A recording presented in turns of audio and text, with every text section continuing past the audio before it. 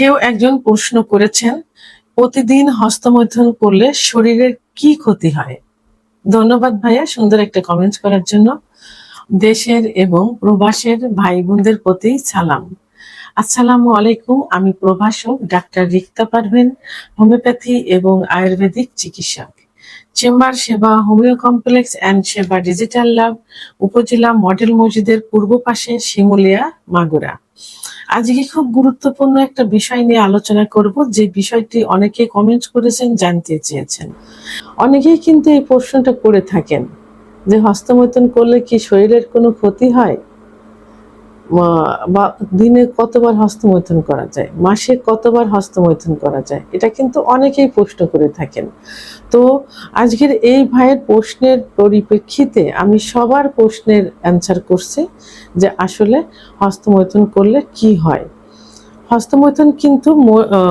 হস্তমৈথুন মানে নিজের যৌনাঙ্গে উত্তেজনা সৃষ্টি করে বীর্যপাত ঘটানো। নিজের যৌনাঙ্গে উত্তেজনা সৃষ্টি করে বীর্যপাত ঘটানো, এটা একটি স্বাভাবিক প্রক্রিয়া, অর্থাৎ স্বাভাবিক শরীরবৃত্ত প্রক্রিয়া। কিন্তু অতিরিক্ত করলে শরীরে কিছু বাস্তব শারীরিক ও মানসিক ক্ষতি হতে পারে। নিচে আমি বৈজ্ঞানিক এবং মেডিকেলের দিক থেকে কি ক্ষতি হতে পারে সে বিষয়ে আলোচনা করব বা করলাম। তো এখন হস্তমৈথুন, প্রথমে বলবো যে হস্তমৈথুন ইসলামের দৃষ্টিতে কিন্তু সম্পূর্ণ নিষিদ্ধ, কবিরা গুনাহ।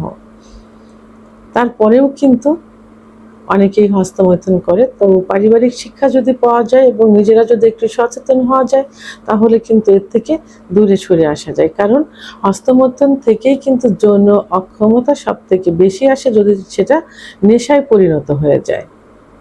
তো এখন মেডিকেল এবং বৈজ্ঞানিক দিক থেকে কি কি সমস্যায় আমি একে একে বলার চেষ্টা করব।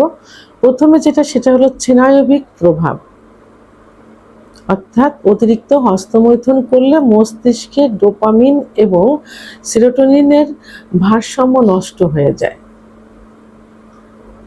মস্তিষ্কের ভিতর যে ডোপামিন এবং সেরোটোনিন হরমোন আছে, এর ভারসাম্য নষ্ট হয়ে যায়। তখন ধীরে ধীরে মনোযোগ শক্তি কিন্তু লোপ পেয়ে যায় এবং একটা সময় এসে স্নায়বিক দুর্বলতা হয়ে যায় এবং মেজাজ সবসময় খিটমিটে স্বভাবের থেকে যায়। কারণ শরীরে হরমোনটাই মেন, হরমোনটাই কিন্তু শরীর সতেজ রাখে, মনকে শান্ত রাখে এবং প্রফুল্ল রাখে। তাহলে স্নায়বিক প্রভাব কি হয় বললাম। অন্য সেটা হলো শারীরিক দুর্বলতা। অতিরিক্ত হস্তমৈথুন করলে, বারবার যদি হস্তমৈথুন করা যায়, তাহলে শরীরে কিছু জিঙ্ক থাকে, প্রোটিন থাকে এবং ভিটামিন বি কমপ্লেক্স সেটা কিন্তু হারিয়ে যায় যখন বারবার এবং অতিরিক্ত হস্তমৈথুন করা হয়। চোখের নিচে কালো দাগ পড়ে যায় এবং মাথা ঘোরে, ওজন ধীরে ধীরে কমে যায় ইত্যাদি লক্ষণগুলো দেখা যায়। যৌন দুর্বলতা চলে আসে, অর্থাৎ হস্তমৈথুন করলে লিঙ্গের ভিতর যে শিরাগুলো থাকে, সেই শিরাগুলো সংকুচিত হয়ে যায়। যখন সেক্সের ইচ্ছা হয় তখন টোটাল বডিতে কিন্তু রক্ত চলাচল করে, বিশেষ করে হাড়ের থেকে লিঙ্গের ভিতর, তখন লিঙ্গ দাঁড়িয়ে যায়। তো এখন যখন হস্তমৈথুন নিয়মিত করা হয়, তাহলে যে শিরাগুলো থাকে এই শিরাগুলো সংকুচিত হয়ে যায়, যার কারণে ভিতর দিয়ে রক্ত চলাচল করতে পারে না। এটা আস্তে আস্তে শিরাগুলো দুর্বল হয়ে যায়, অর্থাৎ ইরেকটাল ডিসফাংশন, অর্থাৎ উত্থানজনিত সমস্যা, সহবাসের ইচ্ছা কমে যায় এবং সহবাসের সময় কমে যায়, অর্থাৎ সহবাসে কোনো আগ্রহ থাকে না, ধীরে ধীরে ইম্পর্টেন্স বা ধ্বজভঙ্গে পরিণত হয়। হরমোনাল ভারসাম্য, বীর্যপাতের সময় টেস্টোস্টেরন হরমোন বৃদ্ধি পায়। কিন্তু নিয়মিত যদি হস্তমৈথুন করা যায় এবং হস্তমৈথুন যদি নেশায় পরিণত হয়ে যায়, তাহলে ধীরে ধীরে কিন্তু এই টেস্টোস্টেরন মাত্রা কমে যাবে। আর টেস্টোস্টেরনের মাত্রা কমে গেলে পুরুষের যৌন ক্ষমতা হারিয়ে যাবে। কারণ এই টেস্টোস্টেরনকে পুরুষের সেক্সুয়াল ইঞ্জিন বলা হয়। একটা গাড়ি যেমন ইঞ্জিন ছাড়া চলে না, পুরুষের সেক্সুয়াল লাইফটাও কিন্তু টেস্টোস্টেরন হরমোন ছাড়া চলে না। তাহলে এই নিয়মিত হস্তমৈথুন করলে এই টেস্টোস্টেরনের মাত্রা কিন্তু কমে যাবে।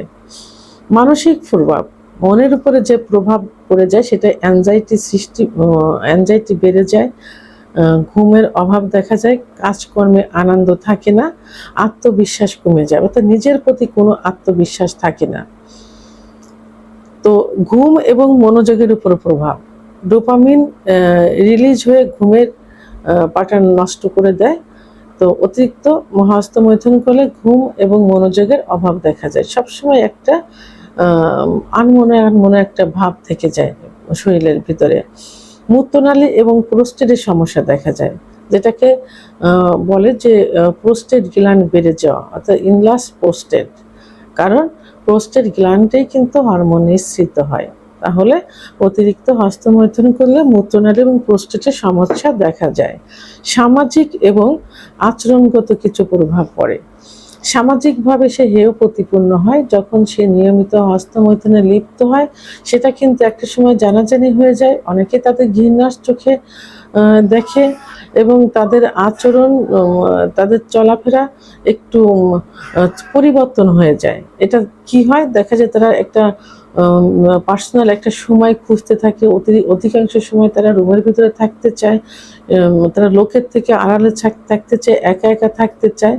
তার এই হস্তমৈথুন যখন নেশায় পরিণত হয়ে যায় তখন এটা হয়, এবং তারা অতিরিক্ত পর্নোগ্রাফিতে আসক্ত হয়ে যায়, কারণ ওই পর্নোগ্রাফি দেখে এবং হস্তমৈথুনে তারা প্রতি আগ্রহ চলে আসে। এই পর্নোগ্রাফি এবং হস্তমৈথুন তখন তাদের সঙ্গে অঙ্গাঙ্গিভাবে জড়িত হয়ে যায়। তবে সীমিত পরিমাণ যদি হস্তমৈথুন করা যায় এবং যদি নেশায় পরিণত না করা যায়, এর জন্য যে আলাদা সময় বেছে নিতে হবে, এটা যেন না হয়। সেক্ষেত্রে মাসে 2 থেকে 3 বার অথবা সপ্তাহে 1 থেকে 2 বার হস্তমৈথুন করা যেতে পারে, তবে সেটা খুবই আলতোভাবে, কোনো প্রেশার ক্রিয়েট করে করা যাবে না। অলিভ অয়েল, তেল অথবা কোনো জেল অথবা অ্যালোভেরা জেল এগুলো ব্যবহার করে আলতোভাবে যদি করা যায় তাহলে মাসে, সেটা আমি কিন্তু বলেছি মাসে 1 থেকে 2 থেকে 3 বার, সপ্তাহে 1 থেকে 2 বার। তবে যখনই প্রেশার ক্রিয়েট করবেন তখনই কিন্তু ক্ষতি হবে। তো এখন এই অতিরিক্ত হস্তমৈথুন থেকে দূরে সরে আসার পর এবং অথবা হস্তমৈথুন করার কারণে যে দুর্বলতা চলে আসে, এটা থেকে বেরিয়ে আসার জন্য, স্বাভাবিক অবস্থায় আসার জন্য কি করতে হবে? প্রথমেই বলবো ধর্মীয় অনুশাসনগুলো মেনে চলতে হবে। যদি মুসলমান হয়ে থাকে 5 ওয়াক্ত নামাজ পড়ার চেষ্টা করতে হবে, রোজা রাখতে হবে এবং পাক পবিত্র অবস্থায় থাকতে হবে। রাত্রে ঘুমানোর আগে দোয়া দরুদ পাঠ করতে হবে। যদি অন্য ধর্মের হয়ে থাকেন তারা তাদের নিজস্ব ধর্মাবলী অর্থাৎ ধর্মের নিয়মকানুনগুলো মেনে চলবেন।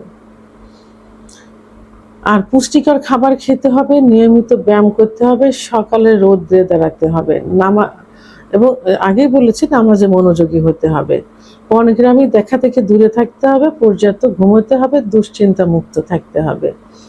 ভিডিওটি সম্পর্কে যদি কোনো মতামত থেকে থাকে অবশ্যই কমেন্টসের মাধ্যমে জানাবেন। আর ভিডিওটি ভালো লাগলে লাইক, কমেন্ট, সাবস্ক্রাইব করে আমার সঙ্গে থাকুন। আল্লাহ হাফেজ।